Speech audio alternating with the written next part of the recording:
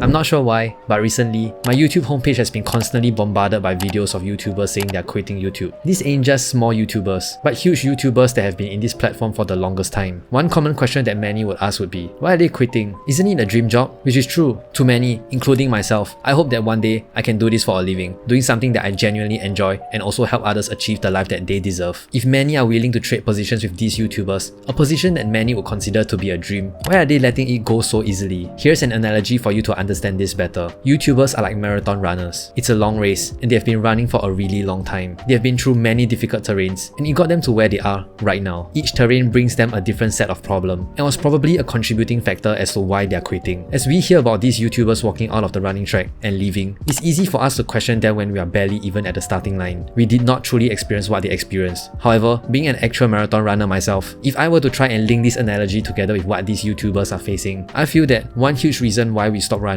was because we forgot why we even started running in the first place. We have that drive and hunger to start this race when we are at the starting line, but after running for a long time, all you can think of is how much you want the pain to end. One way that I try to make sure I stay in the race and keep going is to constantly ask myself why I'm doing it in the first place. It sounds so simple and straightforward, but the sad truth is we tend to forget about it after some time and have it replaced by another extrinsic motivator like money or fame. In Ali Abdaal's Feel Good Productivity book, he talks about how we can stay motivated longer and be happier if our motivations are more towards the intrinsic spectrum, such as self-fulfillment or an inner desire to change as compared to extrinsic motivators. If you are one day able to do the things that we love for a living and become really good at it to the point that you are being paid a lot, it's easy to forget something so fundamental and have that joy that you once had extinguished, which is why many feel burnt out from chasing what they thought they should be chasing. I'm not going to put too much thought into the title of this video to try and make it click-worthy or have lots of keywords for the algorithm god to bless me. It's just going to be a simple why I'm doing YouTube, a video that can serve as a reminder as to why I'm doing this in the first place, and also a video for all of you to constantly remind yourself why you are even doing what you are doing. I'm not sure about you, but I've always loved and fantasized about the idea of having a side hustle. I'm not talking about working part-time after your full-time job to hustle, but a side hustle that you build from scratch based on your interests or hobbies. All my life, I've always questioned about what my interests are and what I'm good at. And even if I do have a hobby that I'm really into, it didn't get to a point where I would want to take things further and try to earn something from it, or I found myself quitting before it can become something down the road. It's not only until late 2022 that I finally decided to take my passion seriously and try to make something out of it. The idea of being paid to do something you enjoy is something that I've always wanted. Even if I'm earning $10 a month for posting weekly videos that I've poured hundreds of hours into, after a certain point, of course, I would want to earn more from it. I don't think it's shameful to admit that I want to get paid for working on my passion. In the kind of world we live in right now, we have to be realistic. As much as we want to be selfless and work on our passion for free, based on the Ikigai philosophy, the value that you provide should also get you paid in order to maintain this state of giving and motivation to continue. Additionally, having a stable 9-to-5 job nowadays is no longer considered stable anymore. People are getting retrenched due to the unpredictable trending of the markets, and people are finding themselves unemployed for months due to increased competition. In order to truly safeguard your finances and have a stable income, you have to work on increasing the number of income streams that you have.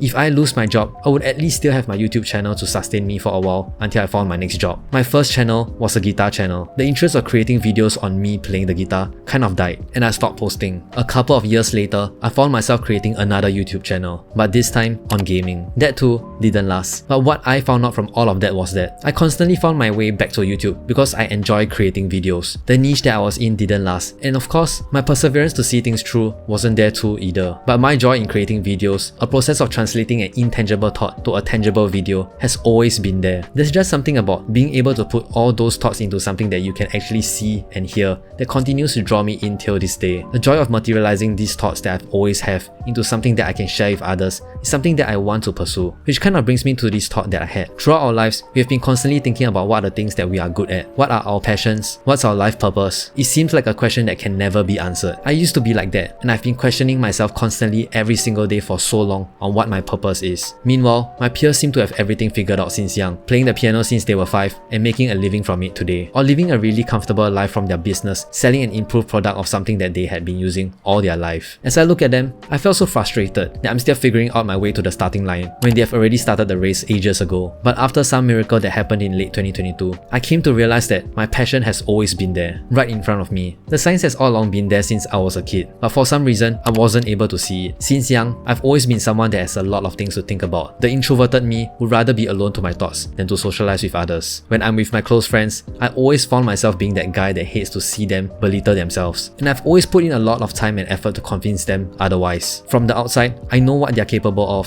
but they can't seem to see it. And when I'm finally able to make them see what they're capable of, I seem to feel happier than they are for themselves. It was then that I realized that there are many people out there that are just like them. People that have everything in the world, everything that many others would trade for to be in their place, but somehow wasn't able to see it. It may seem like a very trivial passion, that all it takes is just to talk others out of it. But that's the funny thing. One huge reason as to why we are where we are is simply because of our mindset. No medicine or whatever magic in the world can change their mindset. But it's this simple fact that's holding many from achieving what they can and should be achieving. Why else do you think there are so many books or speakers around? It's all for passing on knowledge and changing one's mindset on how they view life and how they should be seeing things. You can be the most handsome looking person on the planet, but if you tell yourself that you are not and carry yourself like you're the ugliest person ever to be spawned on this planet, how do you think others would view you? With that in mind, I combine my love for creating videos with the joy that I experience when I'm able to be that someone that can influence others positively to achieve the happier life that they deserve. I got to this answer of creating a YouTube channel, which allows me to do both. This was the very reason why I'm doing YouTube, to share what I've learned and known from my own life experience to people, to make a positive impact on their lives and enlighten them to the things that they deserve if they seek the path of constant self-improvement. I can't exactly remember where I heard this from, but this person said that if you have passed on from this world, what would you like to be remembered of, such that it'll be the thing that's written on your gravestone? Loving father, kindest person, philanthropist. To me, I want to be remembered as someone that has made a huge impact on someone else's life. It doesn't have to be in the millions or anything crazy like that, but if I'm able to be that one person that has changed someone else's life for the better,